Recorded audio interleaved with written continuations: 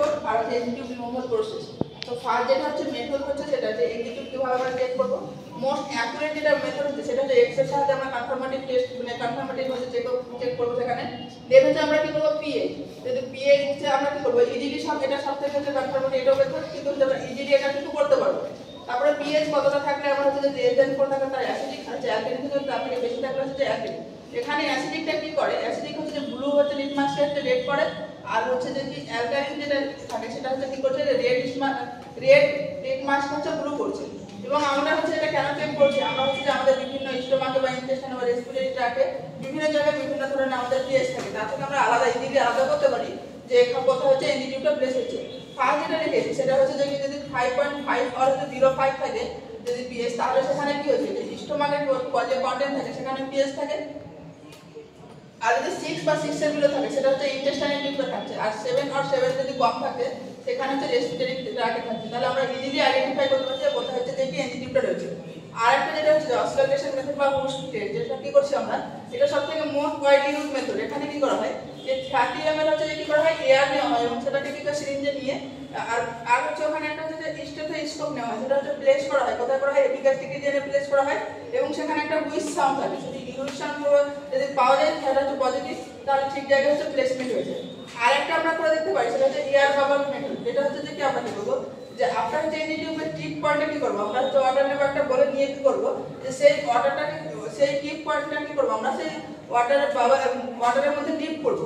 Deep করলে কি হবে, সেখানে যদি এয়ার বাবল পজিটিভ থাকে তাহলে এনজি টিউবটা কি হচ্ছে যে ট্র্যাকে গেছে, মানে আমাদের ঠিক জায়গায় পজিশন হয়নি। আর যদি এয়ার বাবলটা নেগেটিভ থাকে তাহলে এনজি টিউব হচ্ছে প্লেসমেন্ট স্টোমাকে রয়েছে।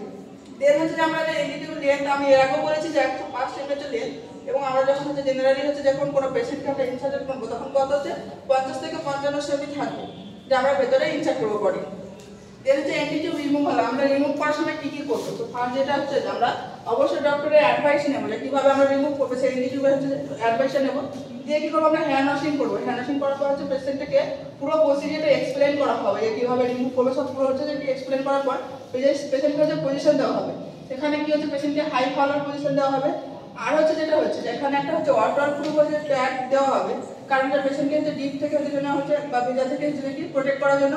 এখানে আর কি হচ্ছে রিমুভার হচ্ছে টেপ বা হচ্ছে পিটনার রিমুভ করা হবে নোজ থেকে।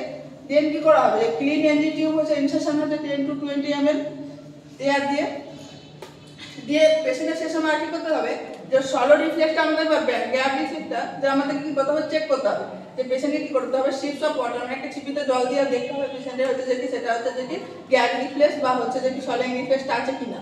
তারপরে হচ্ছে পেশেন্টকে ইনস্ট্রাকশন করতে হবে যে একটা লং ডিপ না একটা হচ্ছে যে কি লং ডিপ হচ্ছে ব্রেথ নাও এবং সেটাকে হোল্ড করো, তাহলে আমাদের যে কার্ডিয়াক রিসমেন্ট হচ্ছে কি করবে রিল্যাক্স হবে, ইজিলি আমাদের হচ্ছে যে কি এনজি টিউবটা পুল আউট হবে।